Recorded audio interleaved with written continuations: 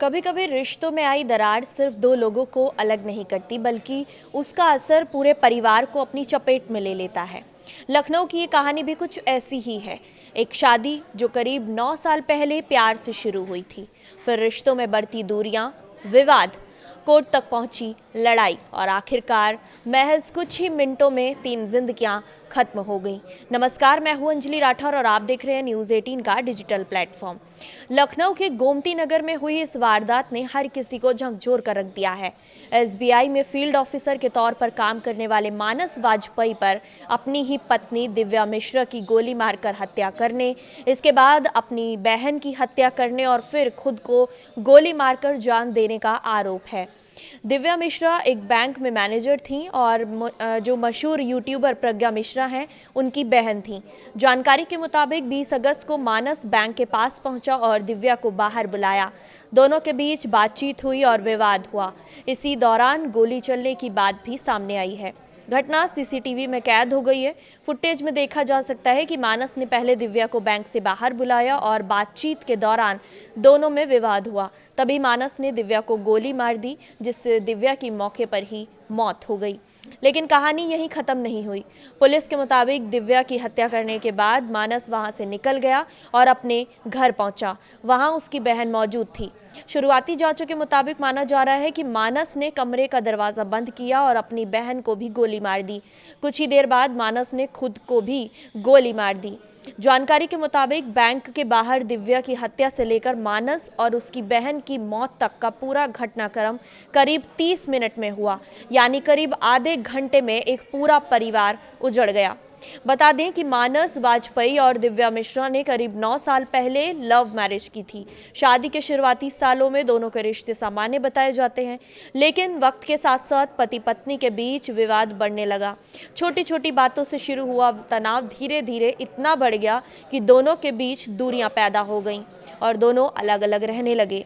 परिवार ने रिश्ते को बचाने की बहुत कोशिश की। कई बार दोनों को साथ लाने की भी कोशिशें की गई, लेकिन विवाद पूरी तरह से खत्म नहीं हुआ। अब इस कहानी के टाइमलाइन को एक एक तारीख के साथ आपको समझाते हैं। साल 2018 में इस साल मानस की मां को कैंसर होने की जानकारी मिली थी। बीमारी के दौरान दिव्या दोबारा से ससुराल पहुंची और परिवार के साथ रहने लगी, लेकिन इसी दौरान मानस की बहन को साथ रखने को लेकर पति पत्नी के बीच विवाद बढ़ने लगा था। फिर साल 2019 में मानस की मां की मौत हो गई। इसके बाद दिव्या फिर अलग रहने लगी।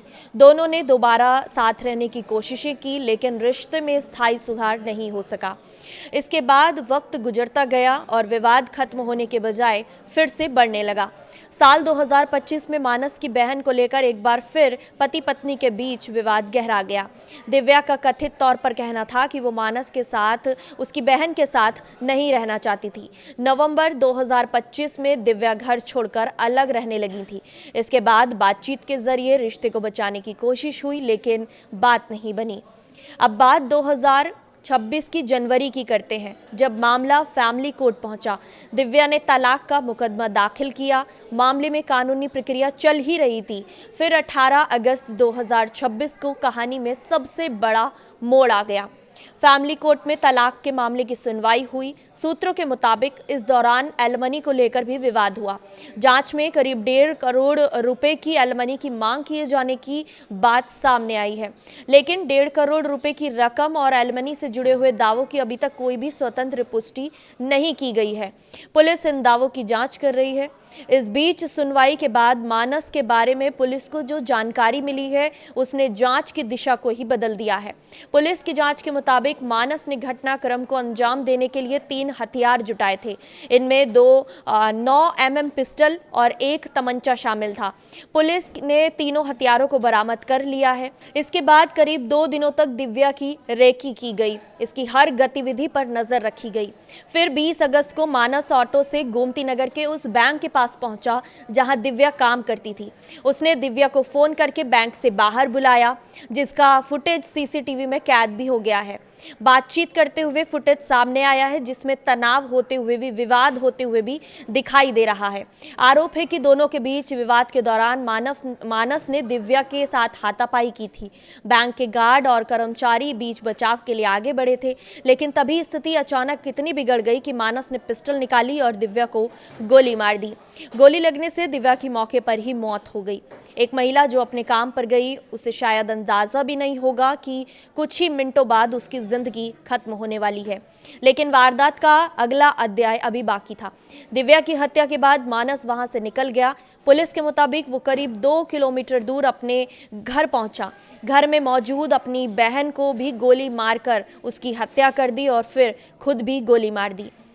इसके बाद मानस ने खुद को गोली मारी और कुछ ही देर में पुलिस को मामले की जानकारी दी गई। पुलिस मौके पर पहुंचती है और मामले की जांच शुरू करती है। अब जांच के बाद इस केस में एक और अहम पहलू सामने आया है। पुलिस के मुताबिक मानस ने पत्नी की हत्या और खुदकुशी से पहले व्हाट्सएप पर एक स्टेटस लगाया था। इसमें उसने दिव्या पर धोखा देने का आरोप लगाया था और अपनी बहन और खुद की जान लेने की भी बात लिखी थी। इस स्टेटस में दिव्या की बहन प्रज्ञा मिश्रा और उनके पति भारत यादव का भी जिक्र किया गया है।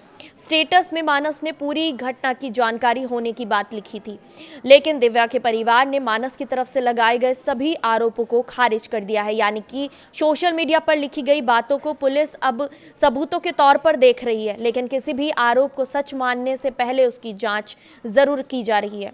दिव्या की बहन और यूट्यूबर प्रज्ञा मिश्रा ने मानस पर घरेलू हिंसा, मानसिक और शारीरिक प्रताड़ना समेत कई गंभीर आरोप भी लगाए हैं। प्रज्ञा का दावा है कि दिव्या लंबे समय से तनाव में थी। उन्होंने मानस पर कथित तौर पर दिव्या का पीछा करने का भी आरोप लगाया है।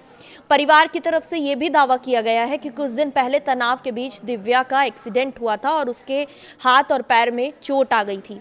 हालांकि इन सभी आरोपों की अभी कोई भी स्वतंत्र पुष्टि नहीं हो पाई है और इसकी सच्चाई पुलिस जांच के बाद ही पूरी हो पाएगी। प्रज्ञा के मुताबिक दिव्या मानस से अलग होना चाहती थी, लेकिन कहीं ना कहीं दिव्या को उम्मीद थी कि शायद ये रिश्ता दोबारा से सुधर जाए, लेकिन ऐसा नहीं हुआ। इस हत्याकांड की जांच में पुलिस के सामने कई अहम सवाल भी खड़े हो रहे हैं कि क्या 18 अगस्त की फैमिली कोर्ट की सुनवाई के बाद से ही मानस ने हत्या का फैसला किया था? क्या एलिमनी को लेकर कोई विवाद था जिस वजह से इस वारदात को अंजाम दिया गया? मानस के पास 3 हथियार कहां से आए और क्या हत्या की पूरी प्लानिंग पहले से तैयार की गई थी? इसके अलावा पुलिस ये भी जांच कर रही है कि 2 दिन तक दिव्या की रेकी कैसे की गई और व्हाट्सएप स्टेटस पर लगाए गए आरोपों में कितनी सच्चाई है। इन सवालों के जवाब पुलिस की विस्तृत जांच, सीसीटीवी फुटेज और डिजिटल सबूतों और अन्य सबूतों के आधार पर सामने आएंगे। लेकिन एक बात तय है कि करीब 9 साल पहले शुरू हुआ प्यार और उसके बाद शादी की एक कहानी 20 अगस्त को खौफनाक अंत उस कहानी का हो गया है। फिलहाल इस रिपोर्ट में इतना ही। इस पर आपकी क्या राय है हमें कमेंट करके ज़रूर बताइएगा और इस पर आगे की जानकारी के लिए देखते रहें न्यूज़ 18।